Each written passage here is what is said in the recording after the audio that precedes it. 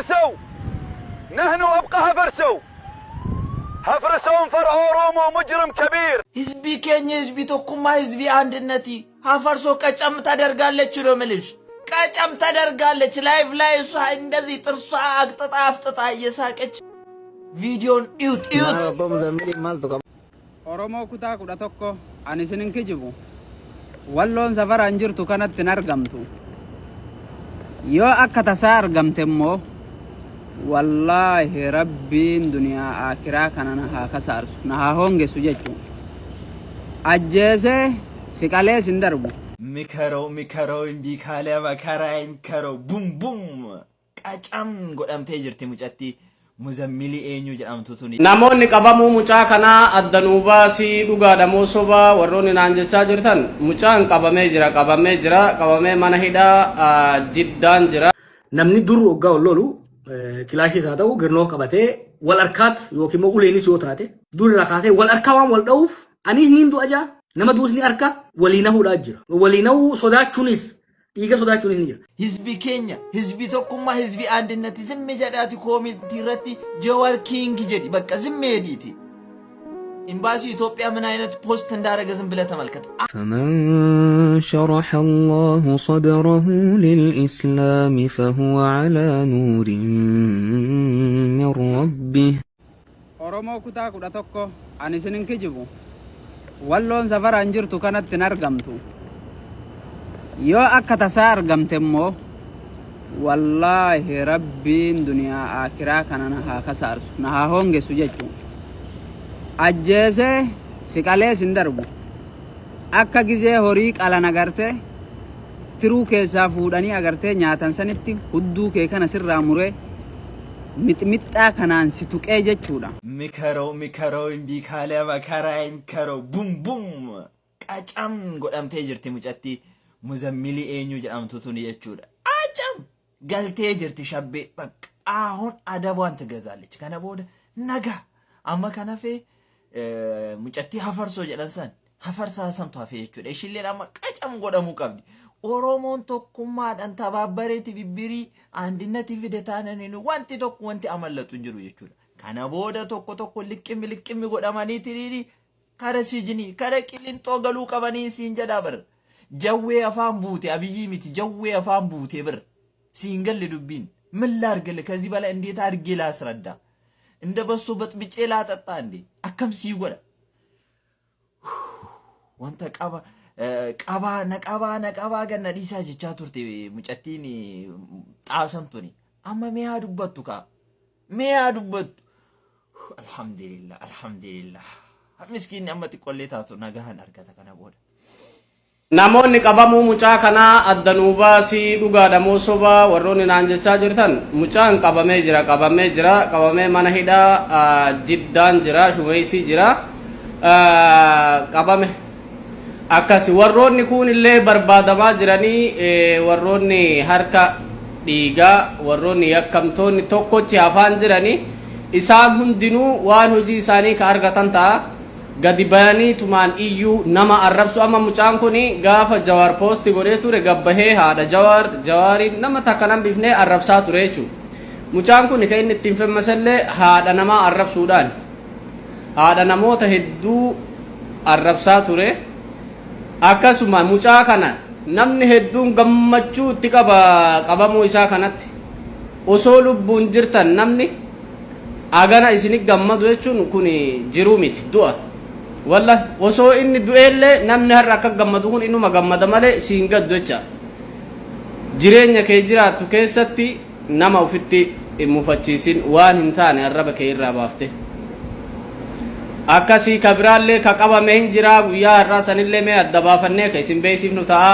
itti fufaa itti miskiinaa ba'u hizbi keenya hizbi tokkummaa hizbi አንድነቲ ሀፈርሶ ቀጨም ታደርጋለች ነው ምልሽ ቀጨም ታደርጋለች ላይቭ ላይ እሷ እንደዚህ ጥርሷ አቅጥጣ አፍጥጣ እየሳቀች ቀጨም ታደርጋለች ቪዲዮን እዩት በመዘምሪ ማልቶ ቀባሜ የሰጅራ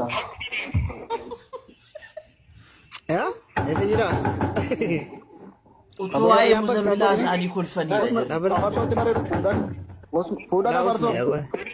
उसमें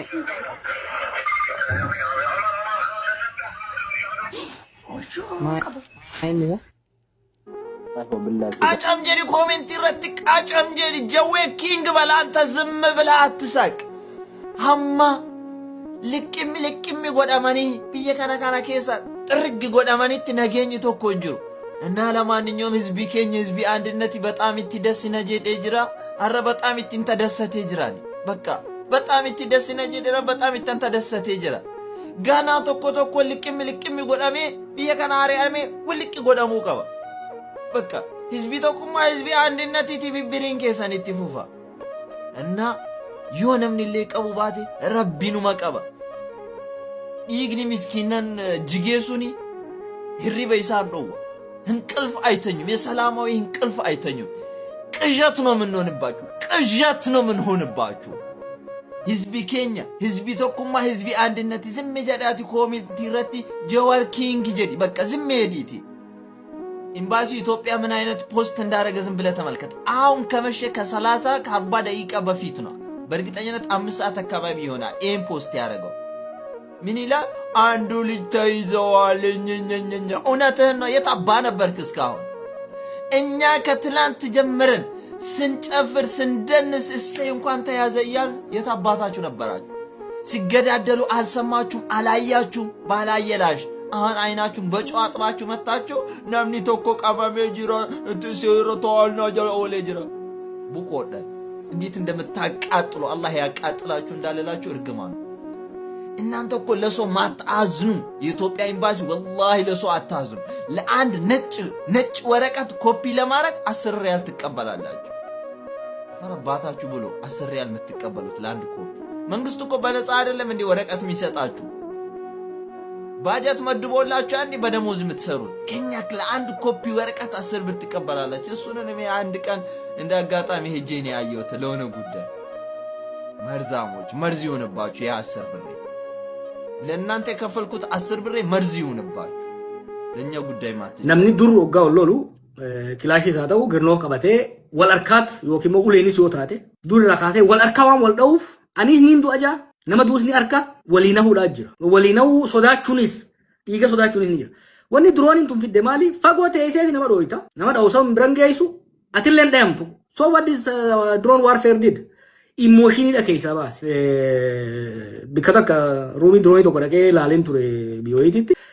ijoolleen achi keessa ijoollee xiqqoo ijoollee amma 20 keessa tana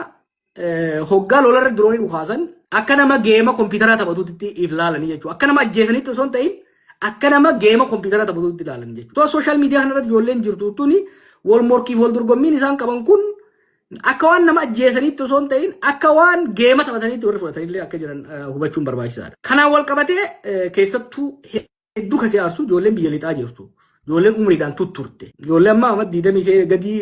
gadii tana dhiisuu dandeenya. Ijoolleen daaddaa teenyaa warri biyya Awurooppaa jiran biyya Ameerikaa jiran kan cufa luqumsan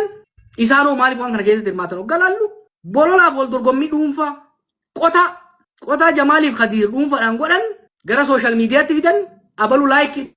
rakkamina jaalerra wallola dubararratti qabanirra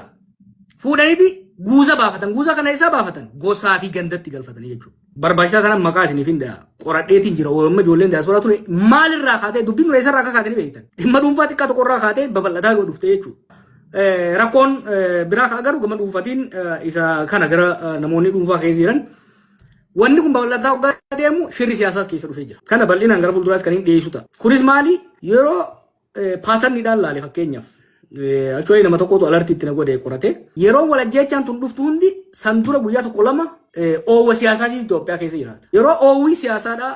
keessattuu dhiibbaa mootummaa irratti fidu dhimma Wallaggaa ta'uu dandeessi dhimma Finfinnee ta'uu dandeessi dhimma qaala'ina jireenyaa ta'uu dandeessi hoggaa wanni tokko mootummaa irra dhiibbaa geessisuu eegalu wanti dhufee dhu'a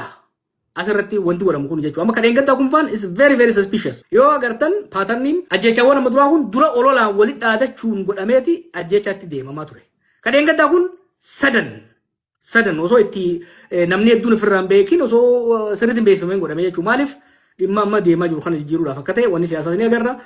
sanqoo osoo hin ta'in qorannaa maafiyaa 120 godhe keessatti xiqqoo isinii tuqaatiin ture warra tikaa mootummaa ta'an keessaa yeroo adda addaatti biyyoota arabaa kanatti deddeebi'aa turantu jira takka sababni irra utaalee maafiyaa daldala daddabarsa nama Oromiyaa irraa kaasee hanga Saawudii akkasumas baadiyyaa biyya Saawudii keessatti alkoolii fi diraga adda addaa qopheessuudhaan biyya san keessa raabsan maafiyaa humna ciccimaa qabu hidhatee jira kun beektan. Maafiyaan kunis shoora keessaa qaba jechuudha. Maafiyaan kun immoo tiga biyya wajjin qabdi. Baay'ee maafiyoota kana keessa warra amma isin agarre sooshaal miidiyaa irratti mul'anne ka dur dahannati wayyaanidhaa turan, ka dahannati Yemen turan, ka dahannati Soomalee turan, ka dahannati Eertiraa turan, ka dahannati Bilisiginaa turan daldala kana keessatti hirmaachaa jiran. Biizinasa guddaadha wanni kun. Jarri kun hoggaa qorannoon keessattuu mootummaa Saawudiidhaa irra dhiyaate san daayivartii gochuudhaaf hoggaa xiyyeeffannoon hawaasaa turre daayivartii gochuudhaafis akka fayyadaman waan agarree jira jechuudha. Waliigalatti wanni deemaa jiru kun waan xaxama qabu. Lubbuu namaatiif garuu xaxama.